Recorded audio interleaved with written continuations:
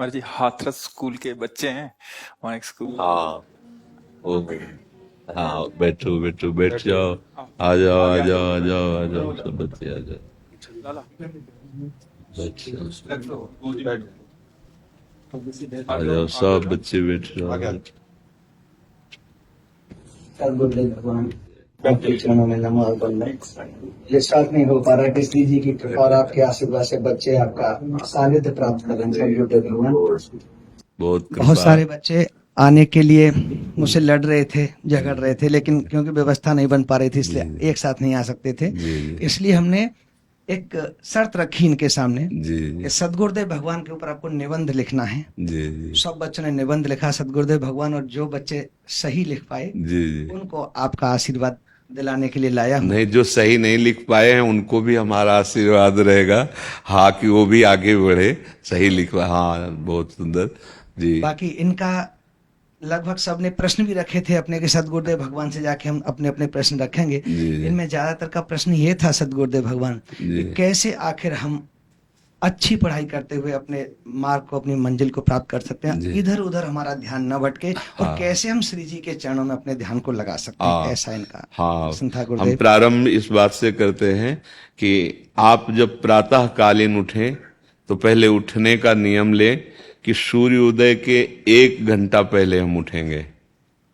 देखो, हमारी प्रार्थना मानना, सूर्य उदय के 1 घंटा पहले। हम ये नहीं कहते कि जैसे हम लोग उठते हैं वैसे नहीं। आप बच्चे हो तो इस समय सूर्य उदय कई बजे होता है? लगभग 6 बजे, साढ़े छ, 6 बजे। छः। आप 5 बजे उठ जाइए और उठ करके सबसे पहला कार्य कीजिए, पृथ्वी के चरण स्पर्श कीजिए, भूमि के चरण स्पर्श कीजिए। और फिर आप जिस आसन पर बैठे हैं, देखो ध्यान से हमारी तरफ सुनना, जिस आसन पे बैठे हैं, जिस पे शयन किए थे, जिस सैया पर सोए थे, पृथ्वी को प्रणाम करने के बाद उसी सैया में 5 मिनट केवल बैठ जाइए। और 5 मिनट बैठकर 5 संतों का नाम ले लीजिए। आपको कोई याद है 5 संतों के नाम? अगर ना याद हो तो याद कर लेना। किसी भी पास जितने भी संत भगवान हैं हमारे, जैसे आचार्य रूप में, जैसे हम लोग, श्री स्वामी हरिदास जी की जय, हरिवंश महाप्रभु की जय, हरिराम व्यास जी की जय, नागरीदास जी की जय, श्री ध्रुवदास जी की जय। पांच पांच संतों के नाम याद कर लीजिए। वो 5 संतों के नाम, ये जीवन आपका देखना कैसा उन्नतिशील होगा। हरि को निज यस्ते अधिक भक्तन यस पर प्यार ताते ये भगवान नाम से भी बढ़कर प्रभावशाली भगवान के जो भक्तों के नाम। इसके बाद नीचे उतरिए और पहले जो अपने माता पिता, अगर वो शयन कर रहे हैं तो कोई बात नहीं है, अगर वो शयन नहीं कर रहे हैं तो पहले जाकर माथा रखकर उनको प्रणाम कीजिए, उनके चरण। अगर हमारी बात मानोगे तो देख लेना तुम्हारा जीवन कैसा बनेगा। इसके बाद आधा लीटर या 1.25 लीटर जितना आप जल पी सकते हैं, उस जल को आप हल्का सा गर्म करवाइए अपने माता पिता से, जो भी आपकी सेवा में हो, या अगर आप स्वयं कर सकते हो तो स्वयं हल्का सा। अगर 500 ग्राम पी जाए तो और अच्छी बात है, और इससे ज्यादा पी जाए तो अच्छी बात है। वज्रासन में बैठना आता है? वज्रासन जानते हो आप लोग? कैसे, हमें बैठ के दिखाओ। नहीं, ये पद्मासन है। देखो वज्रासन, वो देखो बैठ रहे हैं ये। दोनों पैरों को ऐसे करके इसमें इससे बैठकर जल पिया जाए, ये आपके ब्रह्मचर्य की रक्षा करेगा, कब्ज नहीं होने देगा, और आपके मस्तिष्क की गर्मी को ठंडा करेगा। ऐसे वज्रासन में बैठकर धीरे धीरे 5 या 10 मिनट में जल पिया जाए। एकदम न पिया जाए, गिलास में लेकर के 500 ग्राम जल धीरे धीरे उसको पिया जाए। फिर इसके बाद आपको 100-200 कदम टहलना है। फिर इसके बाद आप शौच जाइए। शौच, अगर आपका पेट साफ हो जाता है, अगर नहीं साफ होता है, कोई ऐसी परेशानी लगती है, तो 1 चम्मच ईशब की भूसी और छोटी हर का आधा चम्मच अगर रात्रि में दूध से या पानी से ले ले तो वो बार बार शौच नहीं लगाएगा, पर आपकी आंतें साफ हो जाएंगी। शौच जाने के बाद स्नान करें और फिर तुरंत, अगर आपको व्यायाम आता है तो करे, नहीं तो सीधा सरल बात होती है, 20 बार बैठ जाए बैठक, और 10 बार लेटने वाली दंड। और इसके बाद जो अनुलोम विलोम, जो इससे खींचे इसे छोड़ दे, इससे खींचे इसे छोड़ दे। इसके बाद दोनों हाथ ऐसे करके 7 बार ऐसे करे, सीधा खींचे और सीधा छोड़ दे। इतना ही तुम्हारे लिए प्राणायाम की आवश्यकता है।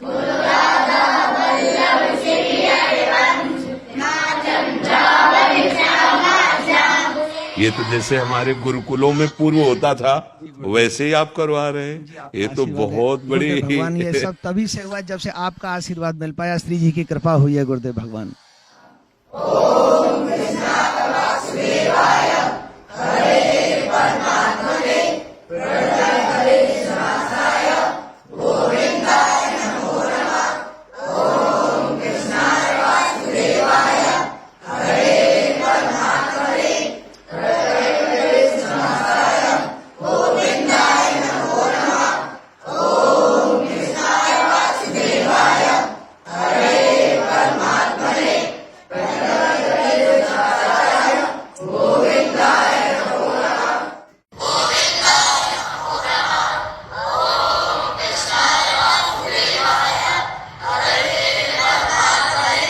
ये तो बहुत अमृत में, बहुत अमृत में, बहुत अमृत। ये आपके आशीर्वाद से ही संभव हो पाया ये गुरुदेव ये भगवान। ऐसा ही जो गुरुकुलों में जैसे बच्चे इस समय नाम कीर्तन कर रहे हैं, ऐसे सामवेद यजुर्वेद आदि का गायन होता था और गुरुकुलों में हमें बहुत संतोष हुआ, बहुत अच्छा लगा। भगवान आप पर कृपा करें, आपको और सद्बुद्धि दें, जिससे हमारे देश की नवीन पीढ़ी को आप ऐसे सतमार्ग पर प्रेरित कर रहे हैं।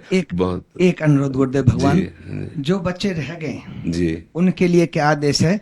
आप एक बार उनको भी लिवा के लाइएगा, जब आपको समय मिले ना तब आप उनको लिवा के। आज हम चाहते हैं कि हमारे देश के बच्चे सुधरे, हम आपको बार बार प्रणाम करते हैं कि जो हम चाह रहे हैं वो आप करवा रहे हैं बच्चों से। सदगुरुदेव भगवान आपका आशीर्वाद, बिना आपके आशीर्वाद कुछ नहीं। अच्छा, आप लोग और कुछ बात तो नहीं करना चाहते?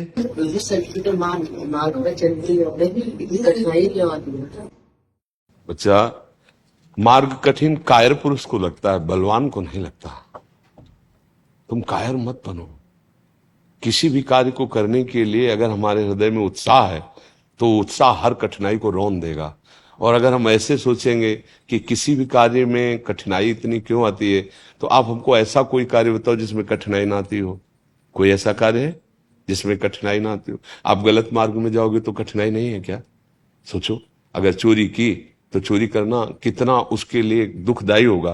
वो पकड़ा जाएगा, बेइज्जती होगी, अपमान होगा, लेकिन वो ठान लेता है तो करता है ना। तो जो असत मार्ग में जाते हैं तो क्या उनको कठिनाई नहीं पड़ती क्या? तो सत मार्ग में चलने के लिए, धर्म मार्ग में चलने के लिए अगर कठिनता मिल रही है तो हमको बलवान बनाने के लिए रखा जाता है। देखो, स्कूल में फर्स्ट कौन आता है? जो बहुत पढ़ाई करता है। आर्मी में कौन अच्छा कमांडो बनता है? जो अच्छी दौड़, अच्छी कूद कर लेता है। तो इसको कठिनाई नहीं, इसको योग्यता समझते हैं। हमारे सामने जो कठिनाई रखी जाती है, हमें योग्य बनाने के लिए रखा जाता है। समझ रहे ना आप? धन्यवाद। बहुत सुंदर, बहुत सुंदर। ऐसी सद्भावना विशेष रूप से बच्चों में फैले। हाँ, बहुत सुंदर।